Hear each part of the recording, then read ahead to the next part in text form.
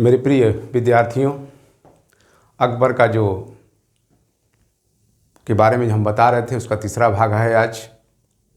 और इस कड़ी में हमने बताया था पिछले वीडियो में कि अब काबुल पर उसका अटैक होने वाला है, आक्रमण होने वाला है।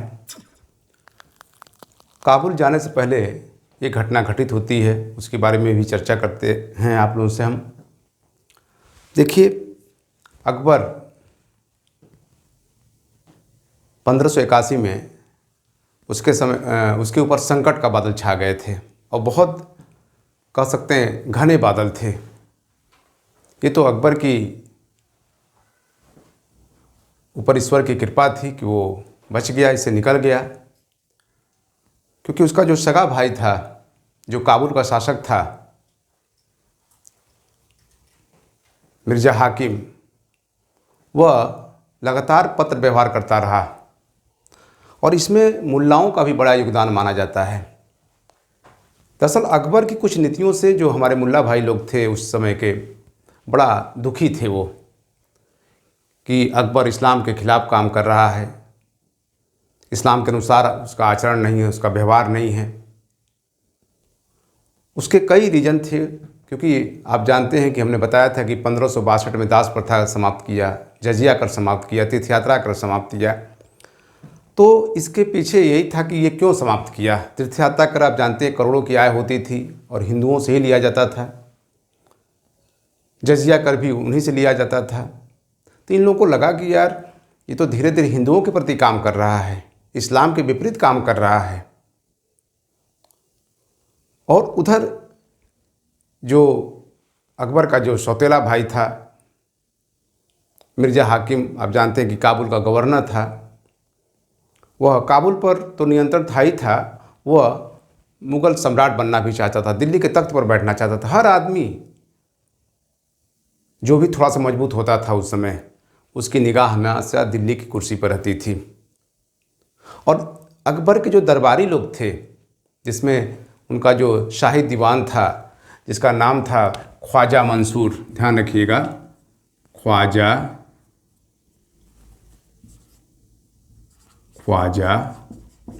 मंसूर, ये तो पत्र व्यवहार कर रहा था, ये सरगना था। दरबार में रहते हुए जो है ख्वाजा मंसूर जो है इसको पत्र व्यवहार करता था। अब दूसरी बात थी कि जौनपुर का एक मुल्ला था, ध्यान रखिएगा, जौनपुर का ये क्वेश्चन कई बार आया है। जौनपुर का मुल्ला था, याजदी इसका नाम था, मुल्ला याजदी। इसने तो खुल करके फतवा जारी कर दिया था कि अब अकबर की जगह किसी और को बैठाना उचित है, और उसमें हाकिम मिर्ज़ा को भी इसने समर्थन किया। अभी तो इस तरह से मुल्ला याजदी का, इसका एक बिहार का एक सरगना था, कह सकते हैं सरदारों का सरगना था, उसका नाम था मुइजुल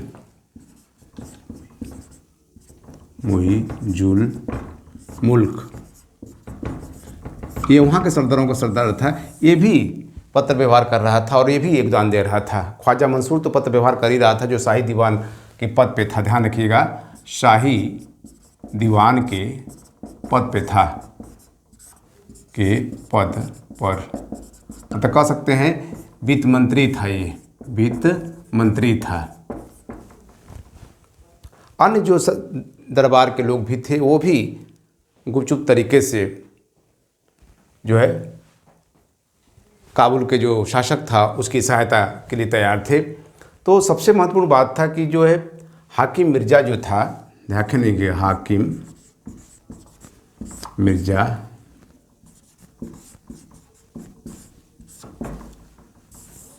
जब इतना इसको समर्थन मिला तो इसका जो है मनोबल बढ़ गया हाकिम मिर्ज़ा का। और कहते हैं कि उसने सिंधु नदी को पार किया और कहते हैं कि पंजाब के क्षेत्र में पहुंचा, लेकिन यही था कि पंजाब में इसको कोई सहायता नहीं मिला। पंजाब में अगर इसको सहायता कुछ मिल गया होता तो इसकी स्थिति बहुत स्ट्रांग हो जाती, लेकिन कोई सहायता नहीं मिली। तो ये डर गया, भयभीत हो गया और फिर ये वापस चला गया। कहते हैं इसी बहाने अकबर शिकार खेलने के बहाने जो है वो सिंधु नदी के किनारे पहुंच गया। और पहुंचने के बाद जो है अब यही देखिए चीज़ें अब आ रही हैं। और ये तो भाग गया, जब उधर भाग गया तो अकबर ने बड़ी तेज़ी दिखाई, फिर ये कमबैक करता है। देखिए बहुत तेज़ी से गया। यही अकबर की खासियत थी कि ये गतिमान आदमी था, रुकने वाला आदमी नहीं था। देखिए एक दुश्मन को निपटाता है और अभी ये तो भाग गया, अब फिर इधर आता है। और इन लोगों को सबक सिखाना ज़रूरी था। जो फतवा जारी किए थे, ये जो बिहार का सरदारों का सरदार था, ये सब सरगना थे, इनको सबक सिखाना बहुत ज़रूरी था उसको। क्योंकि अभी भी इस्लाम में जो मुल्ला लोग थे उनका बहुत प्रभाव था और अकबर इनसे धीरे धीरे निकल रहा था। और ये लोगों को भड़काने का काम कर रहे थे। मस्जिदों में लोग जाते थे तो भड़काने का काम कर रहे थे। और बहुत जल्दी धर्म एक ऐसी चीज़ है कि लोग जल्दी से उनकी बात को मान लेते हैं। और अकबर ने बड़ी बुद्धिमानी से इनको बुला लिया और इनको भी बुला लिया और इन लोगों को बंदी बना करके, पता नहीं चला, मतलब आम जनता को पता नहीं चला कि अकबर करने वाला क्या है। और इन लोगों को जो है कहते हैं कि आगरा से ग्वालियर की तरफ भिजवाया, फिर वहाँ से फिरोजाबाद चले गए, मतलब कई जगह लोग गए और यमुना नदी में इन लोगों को डुबा करके मार दिया गया। ध्यान रखिएगा जो है। और लेकिन किसी को पता ही नहीं चला कि आखिर में हुआ क्या। ये अकबर की खासियत थी कि सांप भी मर गया और लाठी भी जो है उसकी कहते हैं कि नहीं टूटी। तो ये एक खासियत था कि देखिए संकट था 1581, ये डेट याद रखिएगा। संकट था अकबर के ऊपर, संकट, बड़ा संकट था जो है। अब देखिए इसके बाद जब वो काबुल पहुंच गया तब उसको भी निपटाना ज़रूरी था। ध्यान रखिएगा। वित्त मंत्री ख्वाजा मंसूरी, हाँ, इन लोगों को भी दंडित किया गया बुरी तरह से। अब देखिए आगे हम चलते हैं। हमने कहा कि बहुत शासक को बहुत कह सकते हैं कि चैतन्य रहना पड़ता है, नहीं तो उसका शासन चला जाएगा। सत्ता मिलना आसान है लेकिन सत्ता को बनाए रखना बहुत मुश्किल होता है। खुद देखिए अकबर जो है इससे कैसे निकलता है। अब जो है काबुल पहुंचता है। कहते हैं कि मिर्ज़ा मोहम्मद हाकिम, और 10 अगस्त को पहुंचता है। ध्यान रखिएगा 10 अगस्त 1581 को इसने काबुल में कदम रखा पहली बार। इसके साथ मान सिंह भी गए थे। मान सिंह ने बहुत होशियारी दिखाई थी क्योंकि मिर्ज़ा मोहम्मद हाकिम का जो पत्र आया था लाहौर में, और वही मान सिंह थे, तो उन्होंने पत्र को जो गुप्तचर लेके आया था, जो दूत था, कह सकते हैं कि गुप्तचर एक तरह से कह सकते हैं, उनको बंदी बना लिया। उस पत्र में क्या क्या बातें थी तो एकदम स्पष्ट हो गया था कि ये लोगों से मिला हुआ है और यहाँ यहीं के लोग काम कर रहे हैं। तो पहली बार ध्यान रखिएगा, पहली बार अकबर काबुल में कदम रखा, काबुल में कदम रखा। ये पहला शासक है भारत के इतिहास में जिसने काबुल पर कदम रखा था। और अभी मिर्ज़ा मोहम्मद हाकिम ने, जब बहुत स्वागत हुआ अकबर का वहाँ पर, और मिर्ज़ा मोहम्मद हाकिम ने अपने संदेश भिजवाया कि मैं आपके अधीन रहना चाहता हूँ, लेकिन कहा कि नहीं, तुम खुद उपस्थित हो। दूसरे पत्र में कहा कि मैं अब यहाँ से जाना चाहता हूँ, फारस ईरान उधर जाना चाहता था, और मैं भिक्षा, मतलब कह सकते भीख मैं मांग कर अपना जीवन यापन करूँगा। तो अकबर को लगा कि यार ये तो मुग़ल परिवार का ही है और लोग क्या कहेंगे, तो क्षमा कर दिया, कह सकते हैं अकबर ने कि क्षमा कर दिया इसको। यही खासियत थी, क्योंकि हुमायूं के कहने पर ही कह सकते हैं कि इसको ये चीज़ें मिली थीं। और एक बेटा का ही कर्तव्य होता है कि ठीक है भाई, इसने विद्रोह किया था लेकिन अपने पिता की आत्मा की शांति के लिए इसको वध नहीं कराया, नहीं तो या तो खदेड़ दिया होता या तो भिक्षा मांगने के लिए बाध्य कर दिया होता। लेकिन अकबर ने ऐसा नहीं किया। अकबर खुद कहता है कि पुत्र प्राप्त किया जा सकता है, भाई प्राप्त नहीं किया जा सकता है। सोचिए कितनी इसकी महानता थी, कितना होने के बावजूद भी इसको ये क्षमा करता है। हाँ, लेकिन एक शर्त था कि इसी की सगी बहन थी, ध्यान रखिएगा, इसी की सगी बहन थी, सगी बहन बख्तुनिशा, ध्यान रखिएगा, बहन थी बख्तुनिशा बेगम को सत्ता सौंप दिया अकबर ने। खैर नाम तो इसका था, लेकिन वास्तविक रूप से शासन कौन कर रहा था? मिर्ज़ा हाकिम कर रहा था, और दे करके चला आया। और कहते हैं कि जब 1585 में मिर्ज़ा हाकिम का देहांत हो गया, ध्यान रखिएगा, मिर्ज़ा हाकिम का जब इसका जो है मिर्ज़ा हाकिम का क्या हो गया? देहांत हो गया, तो मान सिंह को काबुल की सूबेदारी दी गई।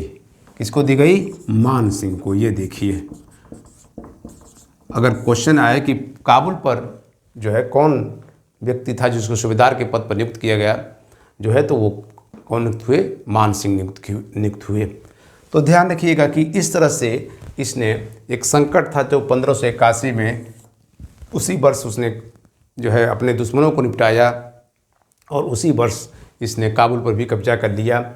और जब देहांत हो गया तो आगे चल करके 1595 में इसने कंधार को भी अपने अधीन ले लिया। ध्यान रखिएगा, मतलब ये स्वतः कंधार इसके अधीन हो गया, वहाँ के शासक ने अपने आप आत्मसमर्पण कर दिया। तो इस तरह से देखिए, इसने लगभग अफगानिस्तान के पूरे हिस्से पर इसने शासन कर लिया। मौर्यों के बाद अगर आपको क्वेश्चन आए, मौर्य शासकों के बाद अगर किसी ने अफगानिस्तान पर नियंत्रण स्थापित किया तो वो कौन था? आपका अकबर था। ध्यान रखिए, ये बहुत बड़ी बात मानी जाएगी कि ऐसे क्षेत्र पर जो कह सकते हैं कि बहुत टफ था, उसको विजित करना, उस पर नियंत्रण बनाए रखना, वो काम किसने किया? तो अकबर ने किया। इतने लंबे टाइम तक किसी ने काबुल पर अधिकार नहीं किया। तो ये इसकी खासियत थी, ये विशेषता थी कि उधर मुल्लाओं से निपट रहा है, इधर उनको जो है किनारे कर रहा है, फिर देखिए काबुल पर अटैक करता है। तो ये कह सकते हैं कि अकबर हमेशा निरंतर गतिमान रहा। जो बाबर ने बात कही थी हुमायूं के लिए, वह लागू होता है किस पर? अकबर पे लागू होता है। क्यों? अकबर उसकी बात को हमने पिछले वीडियो में बताया था कि जो पोता होता है उसमें ज़्यादा गुण पिता जो आता है, तो वही गुण उसके अंदर आ गया था। बेटे में तो नहीं आया, लेकिन बाबर का जो पोता था अकबर में वो गुण आया था, जो अकबर का रियल में गुण था। ठीक है, अब देखिए आगे चलते हैं हम लोग। तो इस तरह अब निपटा लिया। इधर अब देखिए कई चीज़ें होती हैं। अब जो है अकबर कई चीज़ों पर कब्जा करता है धीरे धीरे।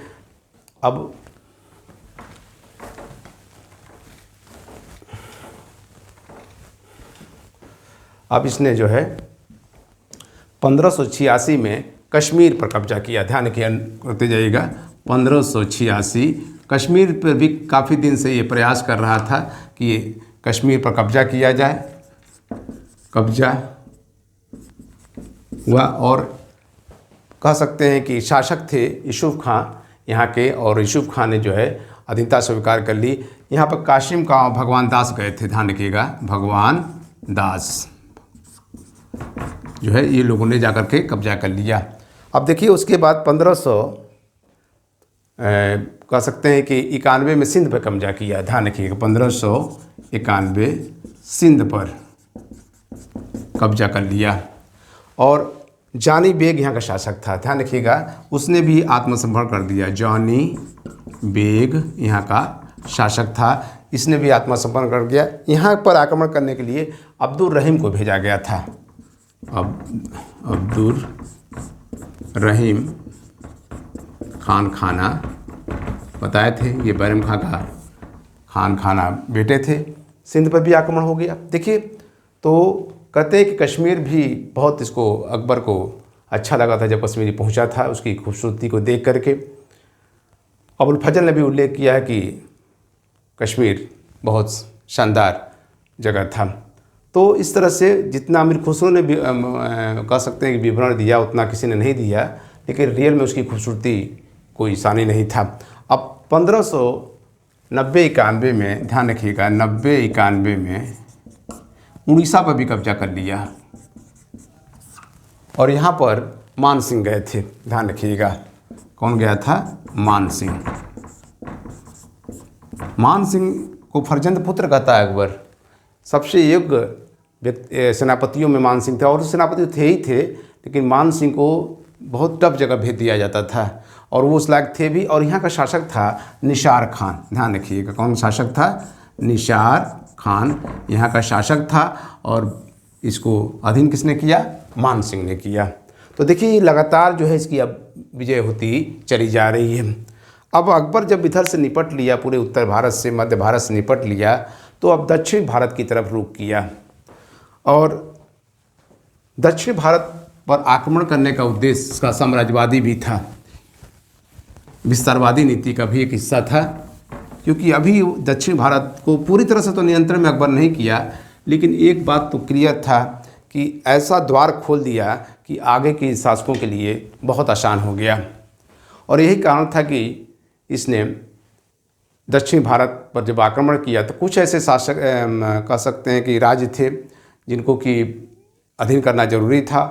तो अगर आए कि दक्षिण नीति मूल रूप से क्या थी, तो ध्यान रखिएगा, दक्षिण नीति मूल रूप से साम्राज्यवादी भी थी, साम्राज्यवादी थी। ये मेन था, साम्राज्यवादी थी। अब देखिए साम्राज्यवादी थी तो कौन कौन ऐसे राज्य थे जिसको इसने विजिट करना था, कौन कौन से जो है अभी तक तो था खानदेश, दूसरा था अहमदनगर, और तीसरा था असीरगढ़ का किला, असीरगढ़। 3 चीज़ें थीं। अब इसको अलग अलग चीज़ों में इसको विजिट, तो पहला जो है सबसे पहले खानदेश पर आक्रमण करता है। खानदेश दक्षिण का प्रवेश द्वार कहा जाता था। ध्यान रखिएगा, खानदेश को दक्षिण का प्रवेश द्वार कहा जाता था, दक्षिण का प्रवेश द्वार कहा जाता था। तो इसने भी कह सकते पहला आक्रमण हुआ 1591 में, तो इसने भी अपनी अधीनता क्या कर लिया, स्वीकार कर लिया। उसके बाद अब अहमदनगर की बारी थी। कहते हैं कि अहमदनगर की शासका थी चांद बीबी। ध्यान रखिएगा, चांद बीबी थी।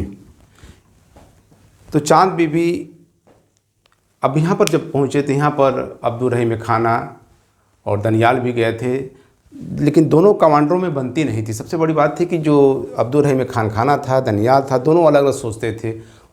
वो सोचता था कि इस राह से चलिए, वो अब्दुल रहीम खान कहते थे इस राह से चलिए। मतलब उन लोगों में दोनों में बनती नहीं थी। एक कह सकते हैं कि ईगो था कि हम लोग दोनों सेनापति हैं। तो इसीलिए अहमदनगर को टाइम लगा इसको विजिट करने में। कहते हैं कि पहली बार चांद बीबी ने, इतनी विशाल फौज थी, 70,000 फौज थी, आप समझ लीजिए, इतनी फौज लेकर के मुगल सैनिक पहुँचे थे। तो चांद बीबी पहली बार कुछ इन्होंने प्रतिरोध किया, लेकिन बाद में इन्होंने कह सकते हैं कि आत्मसमर्पण कर दिया। लेकिन कुछ ही दिनों के बाद फिर जो उनके सरदार थे, उन लोगों ने उकसाने के बाद फिर जो है उन लोगों ने एक तरह से कह सकते हैं कि अपनी स्वतंत्रता हासिल कर ली। लेकिन इस बार ये चांद बीबी अपने सरदारों के ही शिकार हो गई। कहते हैं कि उन लोगों को अच्छा नहीं लगा कि चांद बीबी जो है इस तरह से झुककर काम करें और मुगलों के अधीन रहें। कुछ सरदार ऐसे थे जो मानते थे कि इस तरह से नहीं होना चाहिए। फिलहाल आपको हम बता दें कि चांद बीबी की जीतन नामक, ध्यान रखिएगा, जीतन या जीता नामक एक हिजड़ा था। उसी ने उनके कमरे में घुस करके हत्या कर दिया। और ये बड़ा दर्दनाक था जब और सैनिकों को पता चला जो है किस तरह से हुआ, तो इसके टुकड़े टुकड़े कर दिए। और इसके बाद से जब मुग़ल सेना पहुंची तो इन लोगों बड़े पैमाने पर कत्लेआम किया गया। कह सकते हैं एक बार पुनः कह सकते हैं कि चित्तौड़ के बाद अगर कत्लेआम बड़े पैमाने पे हुआ तो अहमदनगर के आक्रमण के दौरान हुआ था। 1500 सैनिक तो तत्काल मार दिए गए थे और उसके अलावा अन्य जो लोग मरे उसकी तो बात ही नहीं है। तो ये भी एक बड़ी घटना मानी जाएगी कि कहते हैं कि बड़े पैमाने पर कत्लेआम किया गया था। लगता है कि वो द्वेष बस चाँद बीबी की हत्या के कारण ऐसा हुआ। अबुल फजल ने इसका उल्लेख किया है कि चाँद बीबी अपने ही लोगों की क्या हो गई, शिकार हो गई। तो इस तरह से चाँद बीबी का अंत हुआ। अब अंतिम जो है असीरगढ़ का किला है। ये भी असीरगढ़ का किला बड़ा मजबूत किला था और इसको जीतना जो है उसके लिए बहुत ज़रूरी थी। इस किले को 1601 में जीता, ध्यान रखिएगा। और सोने के चाबी से सोने के चाबी से कहा जाता है कि इसने इस किले को खोला था। दरअसल जो सरदार थे वहाँ के, उनको ढेर सारा अकबर ने धन मुहैया करा दिया और इतना धन दे दिया कि सब किले का फाटक खोल दिए। जब किले का फाटक खुल गया तो मुग़ल सेना स्वतः जो है अंदर क्या हो गई, पहुँच गई। तो इस तरह से कुछ किताबों में दिया है कि असीरगढ़ की विजय के उपलक्ष्य में ही अकबर ने बुलंद दरवाज़ा का निर्माण कराया था। बुलंद दरवाज़ा का निर्माण कराया था इसी के उपलक्ष्य में। जेल मेहता की किताब में इसे मिलता है और कुछ किताबों में तो गुजरात विजय। तो इस तरह से असीरगढ़ की अंतिम विजय थी अकबर की। और उसके बाद आप जानते हैं कि 25 अक्टूबर 1605 में अकबर की पेचिश के कारण पेचिश के कारण मृत्यु हो गई और आगरा के निकट सिकंदरा में इसको दफना दिया गया।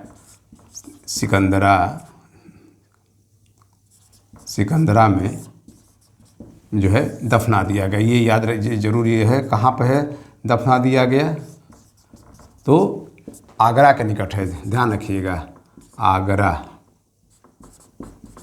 आगरा के निकट सिकंदरा में। तो इस तरह से अकबर की जो है मृत्यु हुई। और उसके बाद, लेकिन मृत्यु से पहले कुछ एक घटने का और जिक्र कर दें कि कहते हैं कि विद्रोह तो हो ही रहे थे, तो बताते हैं आप लोगों को कुछ विद्रोह हुए, उसकी भी हम चर्चा थोड़ा सा कर दें, क्योंकि इसको इसी तहत सिकंदरा आपने नोट कर लिया होगा सब चीज़ें।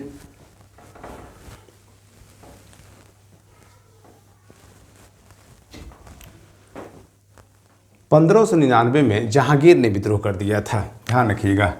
1599 में जहांगीर ने विद्रोह कर दिया। कहते हैं इसको समझाने के लिए कहाँ विद्रोह किया था, इलाहाबाद में। अब प्रयागराज हो गया है, इलाहाबाद में विद्रोह कर दिया। तो इसको समझाने के लिए अकबर ने अबुल फजल को भेजा था। अबुल फजल कहते हैं कि इसको खरी विद्रोह को शांत कर दिया गया और इसने माफ़ी भी मांग ली, लेकिन ये बड़ी बात थी। तो कहते हैं कि इसको समझाने के लिए अबुल फजल को भेजा गया। अबुल फजल को भेजा गया, लेकिन अबुल फजल अकबर का मित्र था, ध्यान रखिए। फैजी और अबुल फजल इसके मित्र थे और अबुल फजल भी सत्ता के दावेदार था। इसको लगा कि अच्छा, इसकी भी उम्र हो गई थी 36-37 साल, तो इसको लगा कि कहीं ऐसा ना हो कि मुझे दूसरी बात समझाने के लिए भेजा जा रहा हो, लेकिन ऐसी कोई बात नहीं थी। और 1602 में, ध्यान रखिएगा, 1602 में वीर सिंह बुंदेला से, ध्यान रखिए, वीर सिंह बुंदेला से अबुल फजल की हत्या करवा दिया। बहुत दुखी हुआ अकबर। 2 दिन तक तो खाना नहीं खाया, बहुत मानता था अबुल फजल को। तो खैर इसका यही उद्देश्य था कि कहीं ये सत्ता का दावेदार है और कहीं सत्ता अपना बैठ जा, लेकिन ऐसी कोई बात नहीं थी। अब देखिए एक और कहते हैं कि अपने लोग जब डेथ कर जाते थे, मर जाते थे, तो अकबर बड़ा अफसोस व्यक्त करता था। यही नहीं कि 1586 में जब बलूचियों को विद्रोह करने के लिए बीरबल गया था, 1586 में, ध्यान रखिएगा, बलूचियों को के विद्रोह को दबाने के लिए गया था, उसमें बीरबल का देहांत हो गया था। धोखे से सब ये जो है घेर करके मार दिए थे। तो उस दिन भी अकबर ने खाना नहीं खाया था, क्योंकि आप जानते हैं कि बीरबल अकबर का प्रिय कवि में थे। फैजी उनके राज कवि थे और बीरबल उनके जो है प्रिय कवि थे। और तो बीरबल को भी बहुत अकबर क्या करते थे, मानते थे। तो ये अपने लोगों का एक तो बहुत विश्वास करता था अपने लोगों पर, और उनकी जब जान चली जाती थी या किसी कारण से उनकी मृत्यु हो जाती थी तो अकबर बहुत दुख व्यक्त करता था। तो ये ध्यान रखिए कि इस अकबर के बीरबल के समय भी इसने ऐसा ही काम किया। तो हमने कहा ना कि जो है, तो धीरे धीरे देखिए अकबर ऐसे ही ये राष्ट्रीय शासक नहीं बना। आप देखिए मध्य भारत, उत्तर भारत, पूर्वी भारत, बंगाल तक इसकी सीमा पहुंच गई, और दक्षिण भारत का भी काफ़ी कुछ हिस्सा अकबर ने अपने कब्जे में ले लिया। ये इसकी महानता थी। और दक्षिण में तो एक ऐसा प्लेटफॉर्म बनाया कि आने वाले शासकों के लिए बहुत ज़्यादा दिक्कत नहीं हुई। ये अलग बात था कि दक्षिण हमेशा दूर रहा और जो है उस पर नियंत्रण करना आसान नहीं था, लेकिन अकबर की खासियत थी कि इसने जो है उन शासकों को अधीन करने के बाद उनको शासन करने के लिए अनुमति दे दिया करता था। अमूमन ऐसा होता नहीं था। इसके पहले हमने बताया था दिल्ली सल्तनत के अलाउद्दीन खिलजी पहला दिल्ली का सुल्तान था जिसने उन राजाओं को उसी स्थिति में रहने दिया। इसीलिए उसने भी दक्षिण भारत पर आक्रमण किया और काफ़ी भूभाग पर कब्जा कर लिया, लेकिन राजाओं से कहा कि आप शासन करते रहिए। उसी नीति को अडाप्ट अगर किसने किया तो अकबर ने किया। अब देखिए, तो अब अकबर की जो अगली जो नीति है, अब वो हम पढ़ाएंगे अकबर की जो है राजपूत नीति और उसकी जो है धार्मिक नीति। तो राजपूत नीति में तो बहुत नहीं है। अकबर के राजपूत जो नीति थी दमन और समझौते के आधार पर थी। ध्यान रखिएगा, अकबर की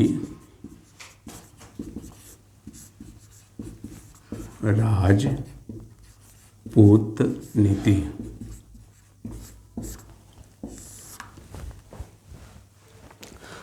दमन और समझौते पर, दमन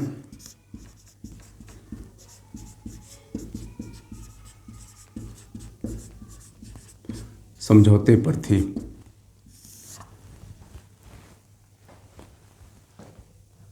देखिए, राजपूत निश्चित है कि वो साहसी होते थे, वीर होते थे, इसमें कोई दो राय नहीं। और वो कह सकते हैं कि अपने क्षेत्र में, अपने क्षेत्र के लिए वो मरने के लिए तैयार रहते थे, मारने के लिए तैयार रहते थे। और उनको मिलाना अकबर की सबसे बड़ी महत्वपूर्ण नीति थी कि अगर इनको हम मिला लेते हैं, इनको हम सम्मान देते हैं, इनको जो है हम आदर देते हैं, तो निश्चित है कि हमारे लिए आने वाले। और इसीलिए अकबर की राजपूत नीति में वैवाहिक संबंध भी है। और इस नीति को हम जो है, थोड़ा लंबा हो जाएगा, हम अगले वीडियो में बताएंगे कि कैसे कैसे था। इस अगले ही वीडियो में हम अकबर की जो है धार्मिक नीति भी हम बताएंगे, क्योंकि जो है राजपूत नीति बहुत बड़ा नहीं है लेकिन धार्मिक नीति उसकी बड़ी है। तो हम इस एक साथ अकबर की राजपूत नीति और उसकी धार्मिक नीति भी एक साथ हम आप लोगों को अगले वीडियो में हम बनाकर देंगे। कहीं भी कुछ त्रुटि होगी, कुछ बातें होंगी तो आप कमेंट बॉक्स में लिखिए, हम ज़रूर उसको बताएंगे। और कोई भी गलती होती है तो हम अगली वीडियो में उसको सुधार लेंगे, ये कोशिश करते हैं। हमारा उद्देश्य है कि अधिक से अधिक डीप दिया जाए, अच्छे से दिया जाए, ताकि आपको पढ़ने में अच्छा लगे। और यही हमारा उद्देश्य रहता है। इसीलिए थोड़ा वीडियो लेट भी आता है, लेकिन हम कोशिश करते हैं कि अब जल्द से जल्द आप लोगों को वीडियो दें। धन्यवाद।